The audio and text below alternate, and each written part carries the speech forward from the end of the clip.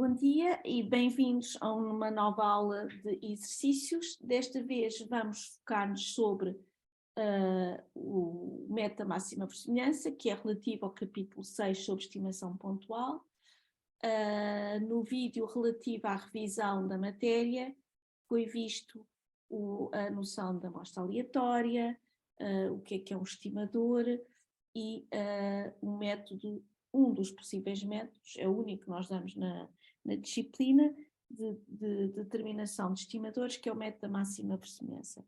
Hoje na aula eu trago exercícios, são todos de exames passados, em que nós vamos ilustrar exatamente o método da máxima verossimilhança para várias situações.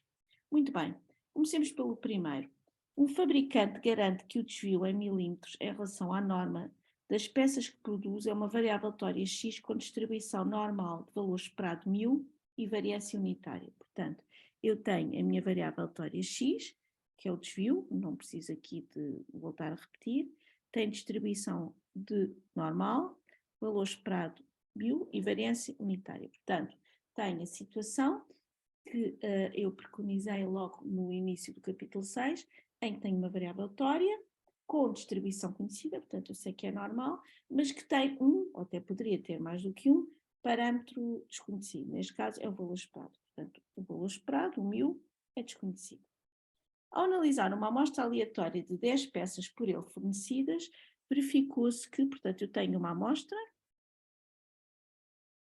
aleatória, fiz observações e essas observações são tais que a sua soma é igual a 0,2. E agora quero terminar a estimativa de máxima verossimilhança de μ. Ok, muito bem. Portanto, o primeiro passo, que eu ontem numerei como, já não lembro, acho que era o passo 0, vamos calcular dê-me só um segundo só para alterar o modelo. Ok. Portanto, calcular a função de verossimilhança.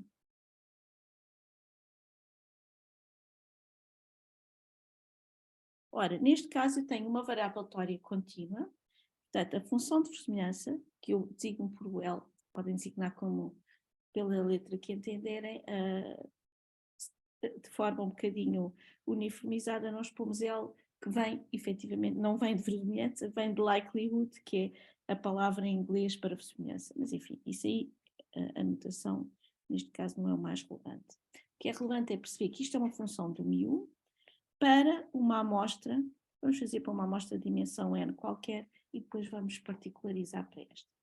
Bom, como usando as propriedades da amostra aleatória, em particular, que é um conjunto de variáveis aleatórias independentes identicamente distribuídas, nós vimos ontem na aula, enfim, não ontem, mas no vídeo anterior, temporalmente foi ontem que eu fiz, que isto vai ser o produto das funções de densidade e probabilidade que são comuns a todas elas, só eventualmente calculadas em pontos distintos x e y. Ok, porquê que é a função de densidade? Porque neste caso a minha população de interesse, que é quantificada pela variável aleatória x, tem distribuição normal. Portanto, agora o que eu tenho que fazer é substituir a função de densidade e probabilidade de uma normal de valor esperado μ e variância 1, calculada em cada um destes pontos x e y. Portanto, eu recordo, isto vem do formulário, já podemos ir buscar o formulário só para recordar.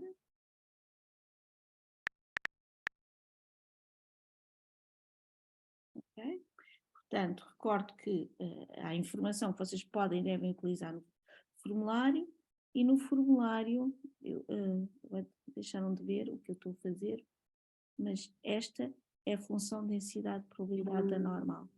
Então eu vou copiar, espero não ter perdido isto, não é isto, desculpem lá. Ok, portanto eu vou pôr aqui. Desculpa, isto já não consegui copiar.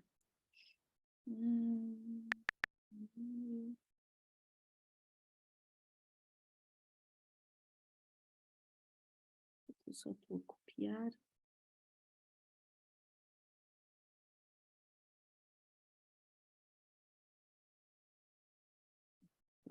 Portanto, isto é função de densidade de probabilidade para qualquer variável aleatória normal de valor esperado μ e variância 1. Portanto, neste caso, o que eu tenho, eu quero a função de densidade de probabilidade de x num ponto xi qualquer. Portanto, neste caso, o sigma é 1, portanto, isto fica 1 sobre raiz 2π, é levantado a menos xi, menos o μ, que eu não sei quanto é que é, ao quadrado, sobre 2 sigma quadrado, que é 2. Portanto, esta vai ser a função para cada um dos pontos. Ou seja, eu chego aqui e vou fazer o produto desde i igual a 1 até n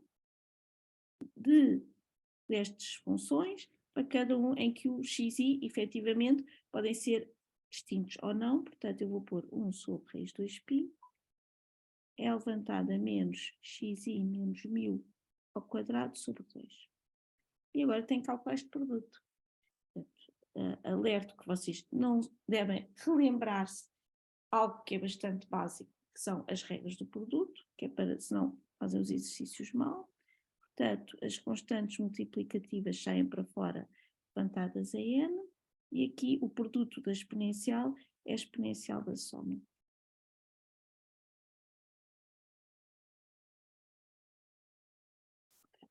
Portanto, isto é a função de predominância. O segundo passo, ou o passo seguinte, será maximizar esta função. Mas, tal como eu indico no vídeo respeitante a esta matéria, muitas vezes, e é o caso, em vez de maximizar a função, eu vou maximizar o seu logaritmo. Porque o maximizante do logaritmo, como o logaritmo é uma função monótona crescente, é exatamente, ocorre no máximo da função. E tem a vantagem de transformar multiplicações em somas e as potências também ficam mais simples. E como eu depois vou derivar em ordem μ, fica tudo mais simples.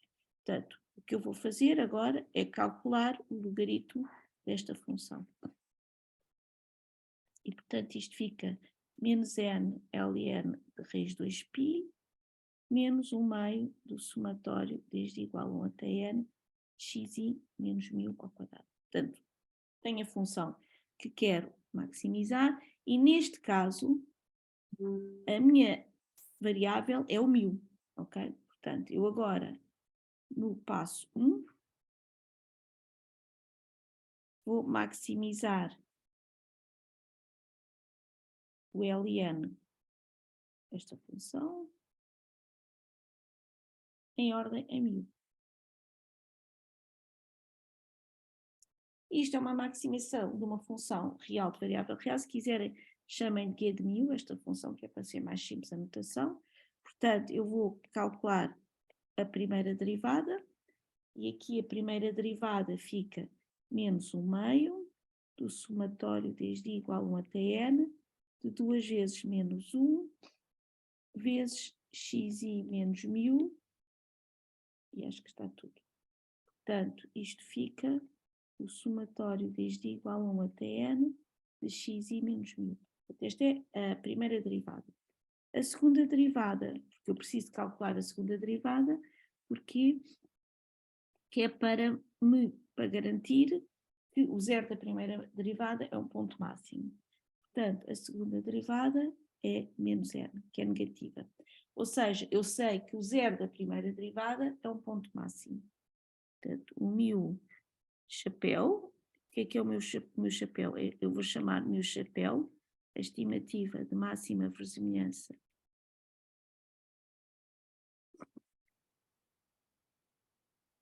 μ, é tal que G' de meu chapéu é igual a 0 e G duas linhas de meu chapéu é negativo. Neste caso, qualquer que seja o μ, a segunda derivada é negativa, portanto só preciso de calcular o zero desta função.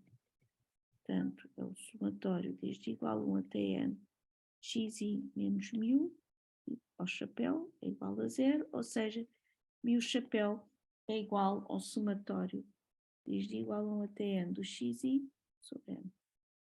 Ok? Portanto, para a amostra concreta,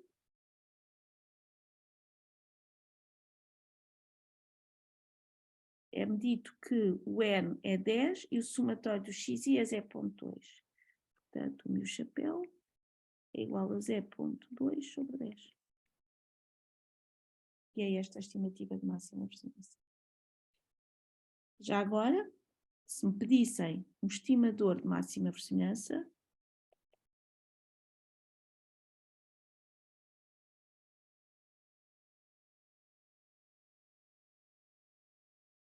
que eu faria exatamente toda esta derivação e pegaria, tem-me só um bocadinho, neste valor, portanto, este é para qualquer caso em que eu tenha uma variável aleatória normal, valor esperado 1000 e variância 1, esta é a estimativa. Se eu quiser o estimador, é dizer que isto é só substituir onde está a letra minúscula por letra maiúscula para o xi. O estimador é uma variável aleatória, a estimativa é o valor concreto. Ok? Portanto, isto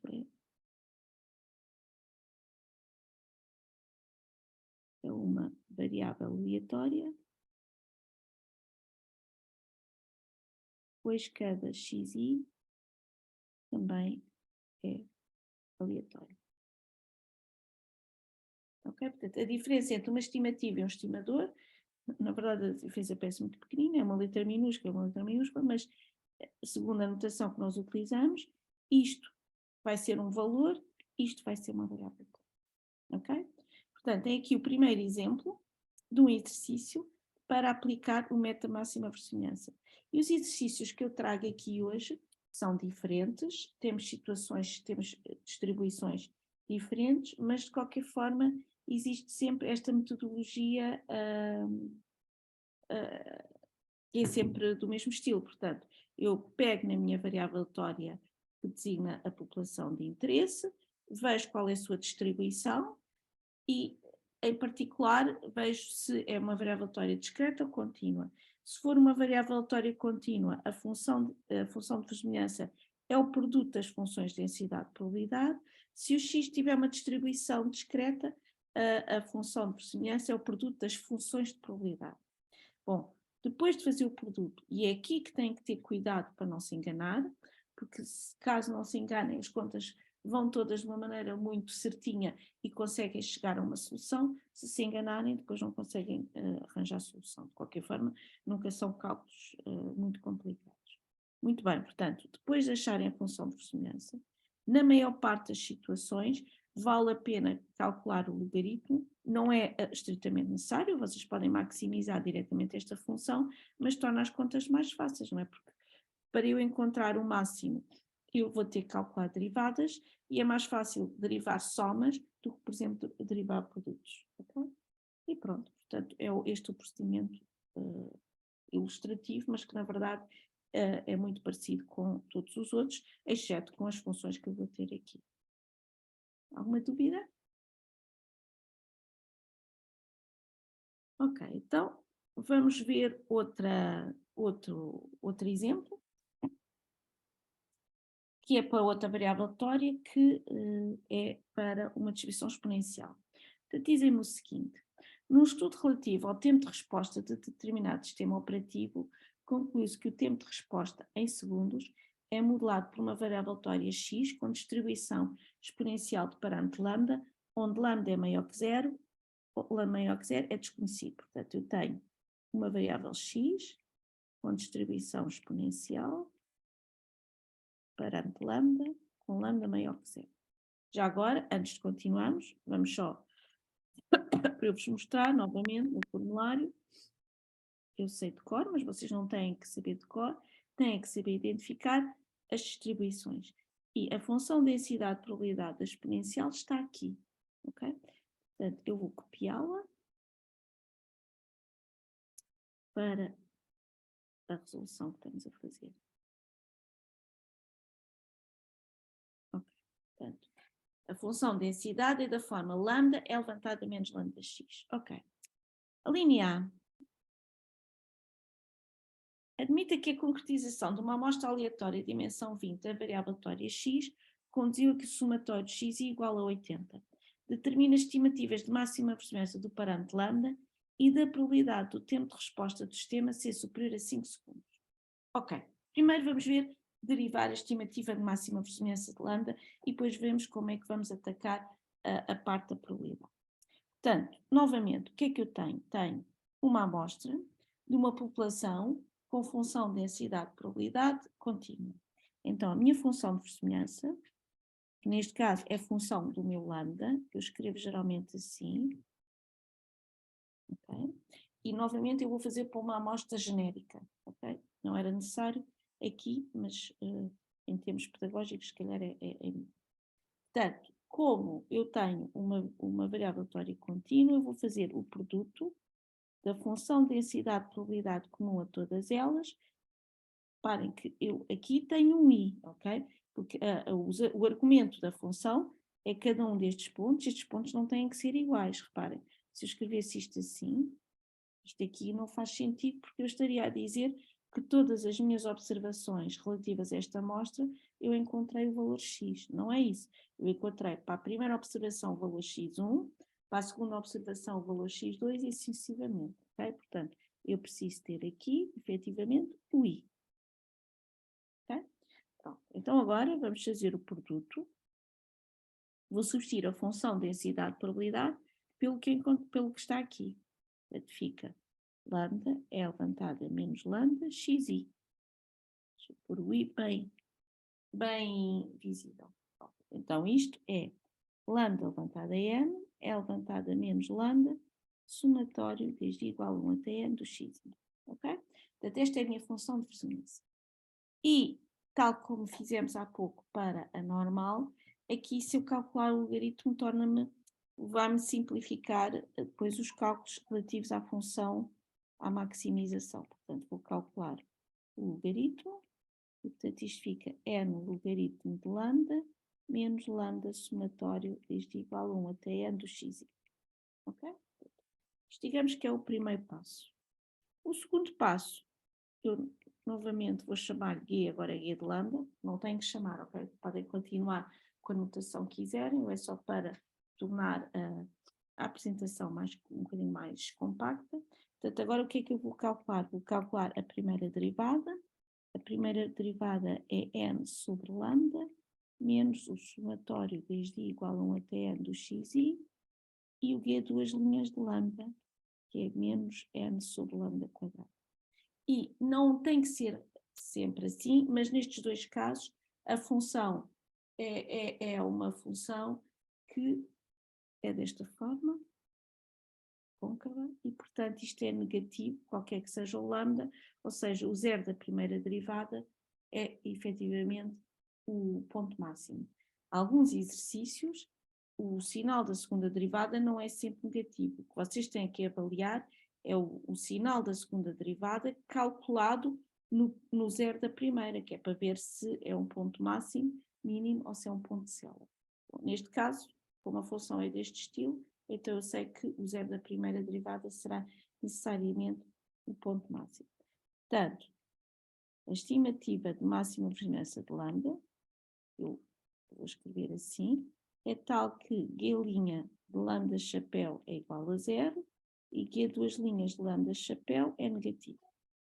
Portanto, o que é que isto significa? Eu já sei que ela é negativa à segunda derivada, portanto só preciso de encontrar o zero da primeira, ou seja, isto fica n sobre lambda chapéu, menos o somatório desde i igual a 1 até n do xi igual a zero. Ou seja, o lambda chapéu é dado por n sobre o somatório desde i igual a 1 até n do xi. Portanto, a minha estimativa de máxima verossimilhança dá isto. Se me pedissem, que não é o caso, o estimador de máxima verossimilhança,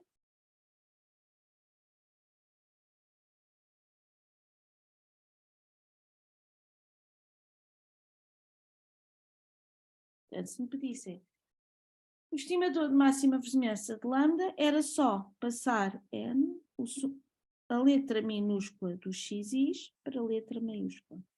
Reparem que isto é 1 sobre o x barra, enquanto que este é também 1 sobre x barra, mas é um x barra pequenino. ok?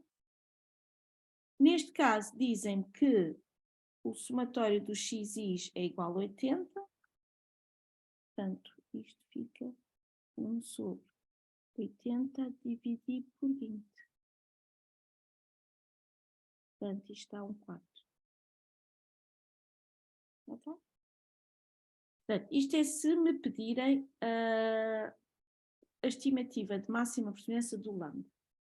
Portanto, eu espero que depois vocês, quando estiverem a estudar isto, vejam bem que eu estou a fazer um procedimento, enfim, existe sempre um procedimento comum. O que muda depois são as funções que eu tenho aqui, e claro, mudando as funções que eu tenho aqui, depois os cálculos são distintos, mas de qualquer forma passa sempre pelo mesmo: calcular a função de verossimilhança, eventualmente, e na maior parte dos casos, aplicar o logaritmo, achar a primeira e a segunda derivada e depois encontrar o zero da primeira derivada e verificar se o sinal da segunda derivada nesse zero é positivo ou negativo, que é para eu perceber se o zero, aqui só tinha um zero, mas pode ter mais do que um, e perceber qual é o máximo, portanto, que é o procedimento usual de maximização de uma função. Okay? Bom, este exercício tem ainda mais uma coisa, que é, pedem para também estimar não só o lambda, portanto, pedem, determina as estimativas de máxima verossimilhança do parâmetro lambda, ok, que já fizemos, e da probabilidade do tempo de resposta do sistema ser superior a 5 segundos.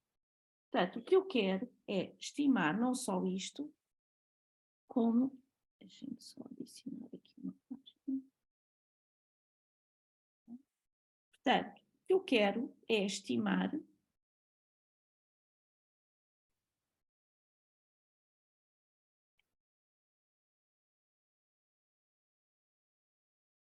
a probabilidade do tempo, que é o x, ser superior a segundos. Isto está em segundos, não está? Exato. Portanto, eu quero calcular também a probabilidade do x ser maior que 5. Mas primeiro ver como é que eu determino a probabilidade do x ser maior que 5. Portanto, isto vai ser o integral de 5 mais infinito da função densidade de probabilidade. Fica 1 menos L levantado a menos 5 lambda. Portanto, se eu soubesse quanto é que era o lambda, seria só substituir. Mas eu não sei. Eu sei, é uma estimativa do lambda. Ora, se forem recordar o que a última parte da aula de revisão que está já disponível, eu falei muito rapidamente e disse na altura que iríamos ver nos exercícios a aplicação da propriedade de invariância dos estimadores de máxima verossimilhança.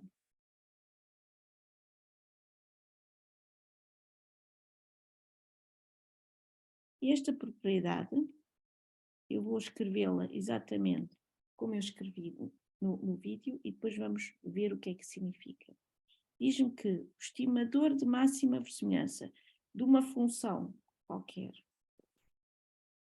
pode ser a função g de θ, portanto, se θ for o parâmetro para o qual eu estou a procurar o estimador de máxima verossimilhança.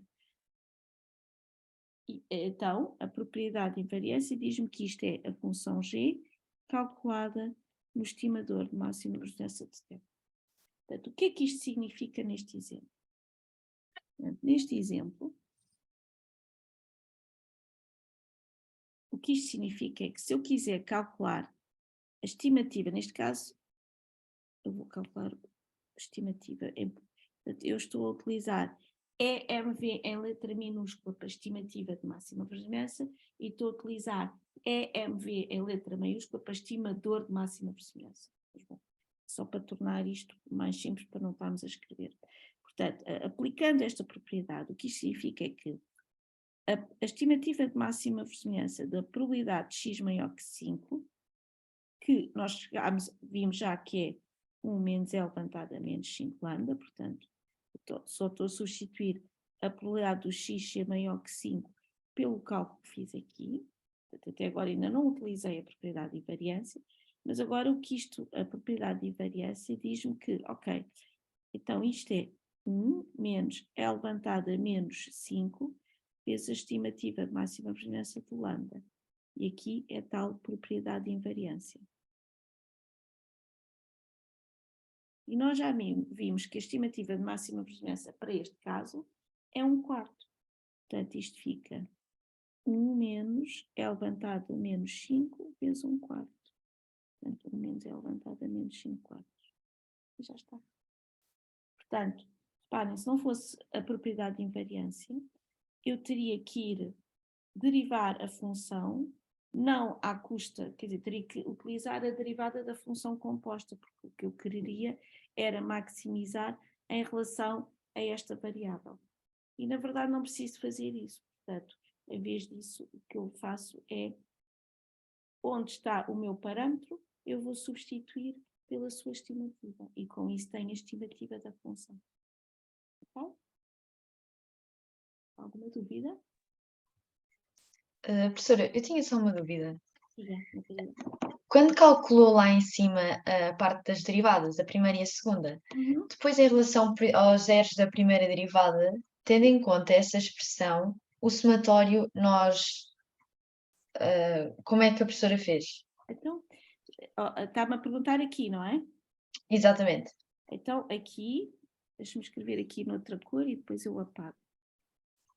Portanto, eu fiz n sobre lambda chapéu é igual ao somatório do xis, portanto, fica lambda chapéu sobre n é igual a 1 sobre o somatório do xis, e, portanto, o lambda chapéu é n sobre o somatório do xis, não é?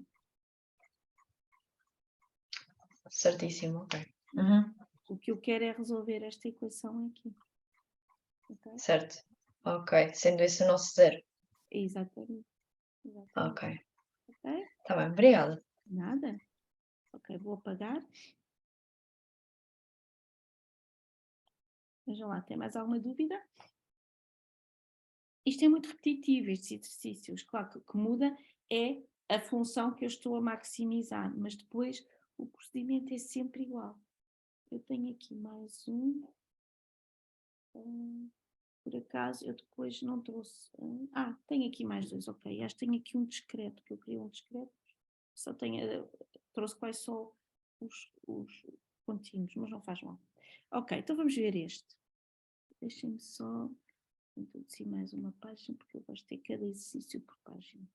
Ok, portanto, nem sempre nós podemos ter exercícios, exemplos, que não são nenhuma daquelas variáveis aleatórias standard que nós temos no formulário. Portanto, no formulário, para as discretas, temos a binomial, temos a Poisson, e depois já não sei se temos a Bernoulli, para a contínua temos a uniforme, a exponencial e a normal. Mas podemos fazer isto para outras funções de densidade de probabilidade, que é o caso, penso eu, deste exercício. Portanto, dizem-me assim: considere-se que a fração de água disponível diariamente no reservatório às 6 horas, às 0 horas, é uma variável aleatória com esta função de densidade de probabilidade, ok? Onde θ é um parâmetro desconhecido. E agora, seja x1, x, até xn, uma amostra aleatória de x. Ok, então pedem para deduzir o estimador de máxima verossimilhança do parâmetro θ com base na amostra aleatória acima referida. Ok, então, neste caso, deixa-me só mudar de cor. Portanto, a linha A minha função L, que é a função do meu parâmetro θ, eu começo sempre por uma amostra pequenina, uma amostra concreta, ok? Só no final é que passo para a variável aleatória. Portanto, isto é o produto, uma vez que ela é uma variável aleatória contínua, é o produto da função densidade probabilidade em cada um dos x's. Portanto, isto é o produto de 2θ xi, 1 menos xi ao quadrado, levantado a θ menos 1. Ok? Portanto, este produto dá o quê? Dá 2θ... desculpem, estava também enganado. 2 levantado a n, θ levantado a n, o produto de x's, e depois tenho o produto desde igual a 1 até n, e aqui não consigo fazer para já nada, vezes θ menos 1. Portanto, esta é a minha função de verossimilhança. Aqui deixem-me pôr isto mais aparente, eu tenho um índice I, porque cada um dos x pode ser distinto entre si, ok? Pronto. Portanto, isto é a primeira operação. A segunda operação, vou calcular o logaritmo.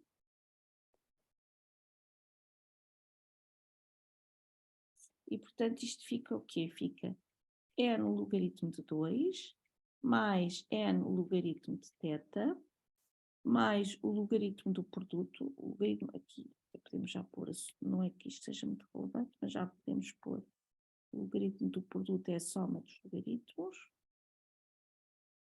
mais o somatório desde igual a 1 até n, de θ menos 1, o θ menos 1 pode ir para fora, então deixa-me pôr isto assim, θ menos 1, o somatório desde igual a 1 até n, do logaritmo menos x e ao quadrado, ok? Façam as contas por vocês, se calhar um pouco mais lentamente, mas verifiquem que isto está correto. Ok, portanto, isto é aquilo que eu vou chamar o guia de θ, fica com uma notação mais simpática. Portanto, agora o que é que eu vou fazer? Vou derivar esta função em ordem eterna. Portanto, o guia de θ. O guia de θ é o n logaritmo 2 é uma constante, portanto a derivada desaparece, fica n sobre θ, que é a derivada de n logaritmo de θ. O somatório dos logaritmos de x e não depende de θ, portanto não tenho que considerar nada. E a última parcela é esta, e portanto a derivada disto fica só isto. Porque aqui o que me interessa é só o que depende de θ, o que não depende de θ não me interessa. Ok? Portanto, esta é a minha primeira derivada. E a segunda derivada é menos n sobre θ ao quadrado, novamente é negativa qualquer que seja o θ.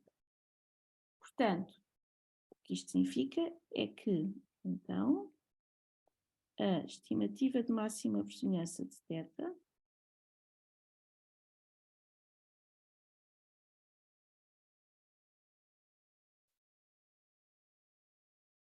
portanto, que eu designo por mvθ,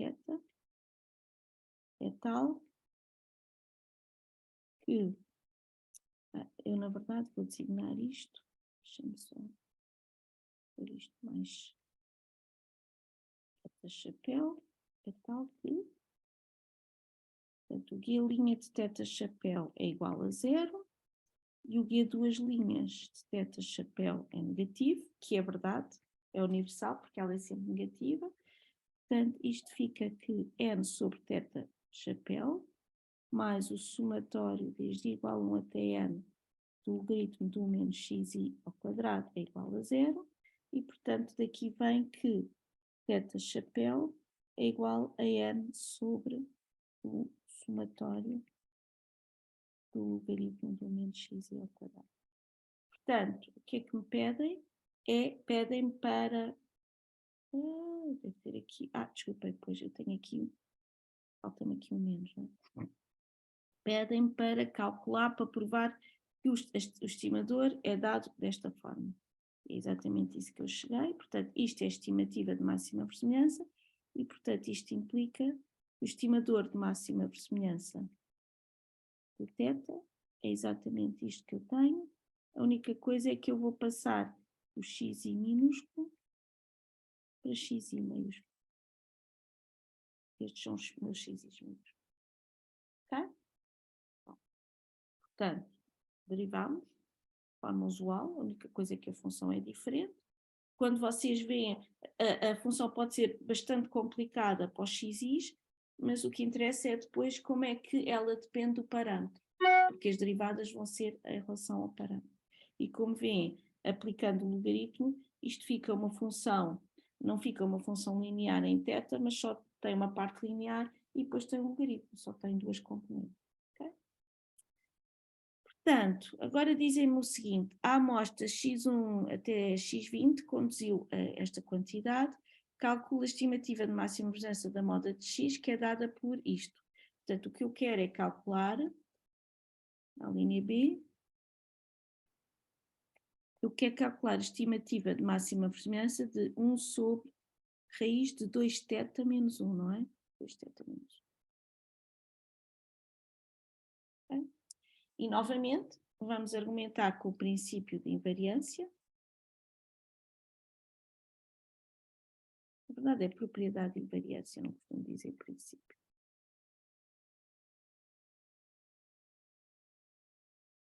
Que me diz que isto é 1 sobre a raiz quadrada de 2 vezes a estimativa máxima verossimilhança de θ menos 1. Okay? Portanto, vamos ver quanto é que é a estimativa de máxima verossimilhança de θ. Portanto, isto é menos n sobre o somatório do logaritmo do menos xi ao quadrado. E agora dizem que o n é 20 e que o logaritmo é o logaritmo de 0,09. Menos 20 sobre o logaritmo de 0,00. Exato. Okay? Eu não sei quanto é que dá.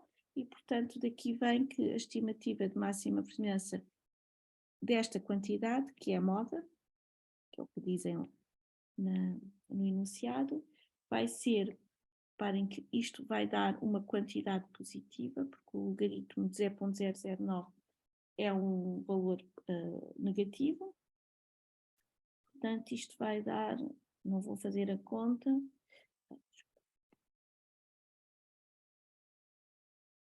vai dar quanto? Vai dar menos 40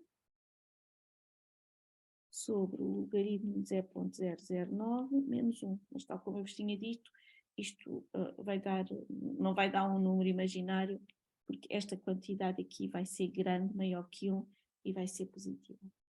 Ok? Portanto, aqui tem um exercício que é para uma variável teórica contínua, mas é para uma função de densidade que não é uma daquelas standards, daquelas que nós estudamos mais especificamente e que temos no formulário. Okay? Vejam lá se tem alguma dúvida. Professora, posso só fazer uma pergunta simples? Sim, sim. No enunciado, a minha questão é só logo de início. A professora disse logo que ela era contínua, porque é dito que é uma função de densidade de probabilidade. E não só, porque o x está entre 0 e 1, é escrito desta forma.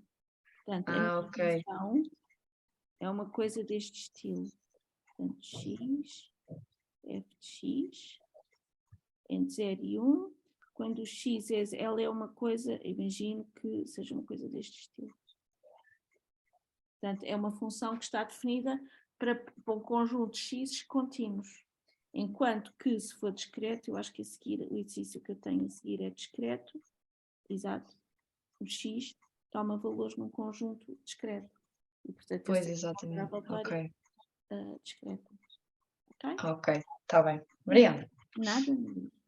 Ok, então vamos passar ao último exercício que eu trago para hoje, que diz o seguinte: a variável teórica x representa um número diário de análises químicas efetuadas por um pequeno laboratório e possui função de probabilidade, satisfazendo, cá está. Portanto, é uma variável teórica discreta, toma valores em n0. Onde o P pertence ao intervalo 0,1 é uma probabilidade desconhecida. E agora, seja isto, x1 até xn, uma amostra aleatória de x, mostra que o estimador de máxima verossimilhança do parâmetro P com base na amostra aleatória referida acima é dado por isto. Ok, então vamos lá fazer. Portanto, a função de verossimilhança, neste caso é a função do P, para uma amostra concreta, mas, quer dizer, na verdade não é concreta, é uma amostra genérica, mas pós-observação, portanto eu estou a utilizar a letra minúscula, vai ser o produto desde i igual a 1 até n da probabilidade de cada um deles.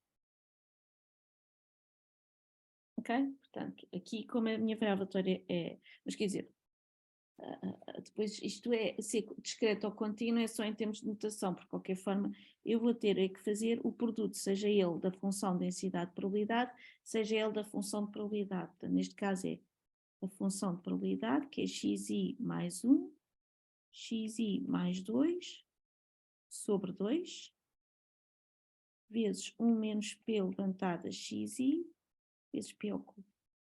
Portanto, é este produto. Okay? Tem assim um ar antipático, mas reparem, seja como for, os p's só aparecem aqui. Portanto, isto fica o quê? o P ao cubo pode sair para fora e fica 3 levantado a N. E depois tenho o produto desde igual a 1 até N do xi mais 1 vezes o xi mais 2 sobre 2 e vou pôr o outro 1 menos P, o produto do produto, eu posso fazer isto, não é? Pronto. Porquê é que eu fiz isto? Que é para, de certa forma, separar o que depende de P do que não depende de P. Ok? Pronto. Mas não precisávamos. Vamos ter deixado como está. Agora, novamente, acho que é mais ou menos óbvio que se eu aplicar o logaritmo, isto fica mais simples. Como digo, não é obrigatório, mas depois tem contas mais aborrecidas para fazer. Portanto, o logaritmo do produto é a soma dos logaritmos.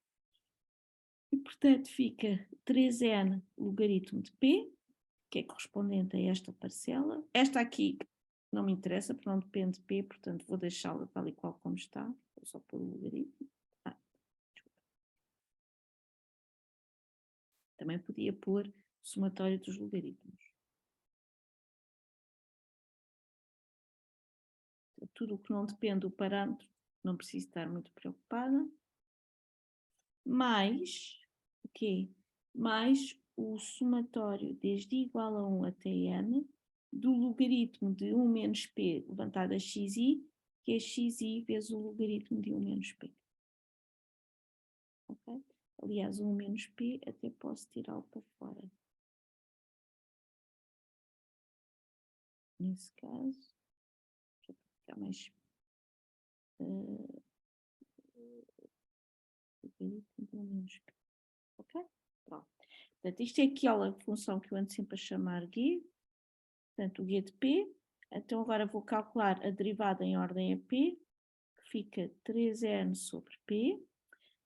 A outra parcela, esta parcela não depende de p, portanto, a derivada é 0. E agora tenho esta.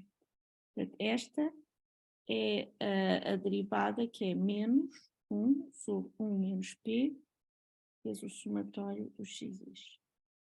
Portanto, isto é a minha função g linha de p.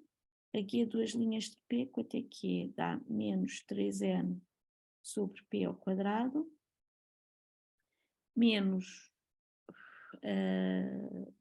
menos quanto, o que é a derivada disto? É 1 sobre 1 menos p ao quadrado, não é? Vezes o somatório do x. Então, novamente, isto é sempre menor que zero, qualquer que seja o p.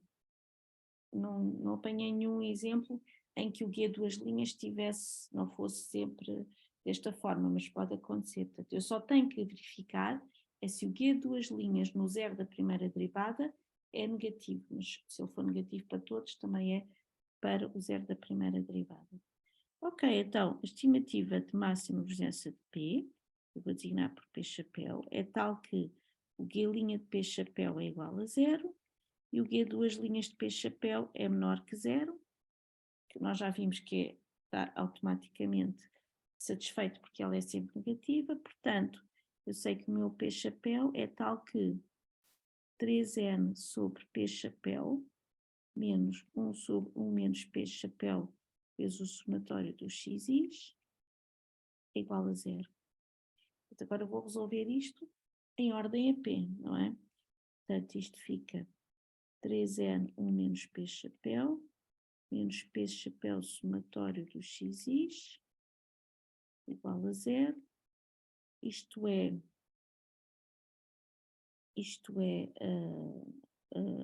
3n, é igual a 3n mais o somatório do xi vezes P chapéu. Já não estou enganado. Portanto, o P chapéu dá 3n sobre 3n mais somatório dos x's. Deixa eu ver qual era o resultado. Sim, que eu ainda posso dividir. Ok, está certo.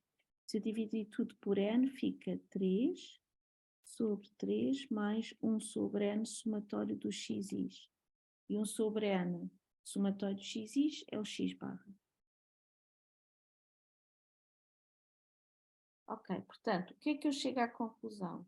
Portanto, eu chego à conclusão que A estimativa de máxima verossimilhança de P é 3 sobre 3 mais x barra. E reparem, o P é uma probabilidade, está entre 0 e 1. E os xis toma valores de 0, 1, 2, são positivos. Portanto, efetivamente, porque eu poderia ter chegado à conclusão que este 0 não era um valor, reparem, se é uma probabilidade, isto tem que estar entre 0 e 1. E, efetivamente, isto pertence ao intervalo 0 até 1. Portanto, o 0 da primeira derivada é admissível, está no espaço do parâmetro. Okay? E, portanto, a estimador de máxima verossimilhança, que era o que me era pedido, é só chegar aqui e onde está o x barra pequenino, vou saltar um x barra maiúsculo. Agora deixem pôr o barra mais visível. Isto é o estimador de máxima verossimilhança para esta amostra, para este parâmetro. Ok? Vejam lá se tem alguma dúvida. Portanto, reparem que fizemos aqui um conjunto, estes são os exercícios que eu trazia, não trago mais nenhum, porque reparem que isto é algo que é relativamente etapa a etapa, é sempre igual. Portanto, dada a função densidade ou função de probabilidade, primeiro passo, calcular o produto delas, sendo que o argumento muda, portanto, por isso é que eu tenho o índice I, e com isso eu construo a função de verossimilhança. Depois, na maior parte dos casos, calcular o logaritmo, porque simplifica a função que eu vou maximizar. Ok, calculando o logaritmo, o que é que eu tenho que fazer é maximizar essa função em ordem ao parâmetro. Para maximizar essa função em ordem ao parâmetro, calculo o zero da primeira derivada e verifico se esse zero, se a segunda derivada calculada nesse zero, se é negativo. Se for negativo, tenho encontrado o máximo da função, e o máximo da função é precisamente a estimativa de máxima verossimilhança.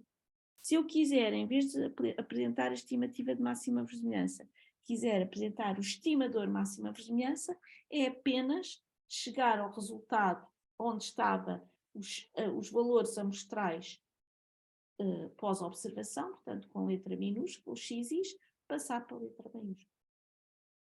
Por último, não se esqueçam que, em alguns exercícios, eu posso usar a propriedade de invariância dos estimadores de máxima verossimilhança, que é muito simples, que é apenas substituir na função que eu quero, para a qual eu quero calcular a estimativa ou estimador, substituir o parâmetro pela sua estimativa ou pelo seu estimador. E, portanto, aqui estes exercícios mostram que existe um procedimento geral e que é só, digamos que, preencher estes buraquinhos, em que são os buraquinhos resultantes dos cálculos que vêm da distribuição ou da função de probabilidade que eu estou a tratar. E é só, portanto, em relação à meta máxima verossimilhança, são estes exercícios que eu vos trazia para hoje. Eu espero que tenha sido claro. O próximo vídeo relativo a exercícios já vai ser sobre intervalos de confiança, que ao fim e ao cabo também está inserido na parte de estimação de parâmetros, mas enquanto que aqui nós estamos a fazer estimação pontual, portanto a achar estimativas que são pontos, no caso de intervalos de confiança nós vamos ter estimação intervalar, isto é, vamos chegar a intervalos. Agradeço muito a vossa presença e até breve.